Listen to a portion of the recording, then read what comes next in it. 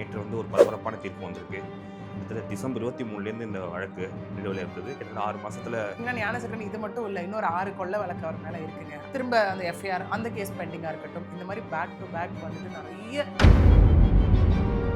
Society பொறுத்த வரைக்கும் என்னதான் ஆண்கள் தப்பு செய்தாலும் பெண்களை தான் குறி வச்சுட்டே இருக்காங்க இல்லையா? பெண்ணுக்கு கருப்பு போச்சு, அவ வந்து பத்தினி கிடையாது, அவ வெளியே வந்துட்டா, இந்த மாதிரி ஆயிடுச்சு அப்படின்ற மாதிரி இருக்கும்போது இந்த பெண் ஞானசேகரன் அங்கே இருக்குல்ல, இந்த மாதிரி பெண்களை வந்துட்டு நான் வீடியோ எடுத்து வச்சுட்டு மிரட்டுறது, ஃபோட்டோ எடுத்து வச்சுட்டு மிரட்டுறது, ஒன்று செக்ஷுவல் ஃபேவர்ஸ்க்காக, இல்லை அப்படின்னா அவங்க கிட்ட ஞானசேகரன் மீது அவர் மேலே ஆல்ரெடி ஒரு 20 கேசஸ் இருக்குன்றது ஒரு பக்கம் இருந்தாலும், இதே மாதிரி அன்ஆனெசிட்டியை சார்ந்த பெண்ணை வந்து குழந்தைங்களுக்கு அகெயின்ஸ்டான கிரைம், விமென்க்கு அகெயின்ஸ்டான கிரைம், தீவிரவாத செயல்களுக்கு அகெயின்ஸ்டான கிரைம்கான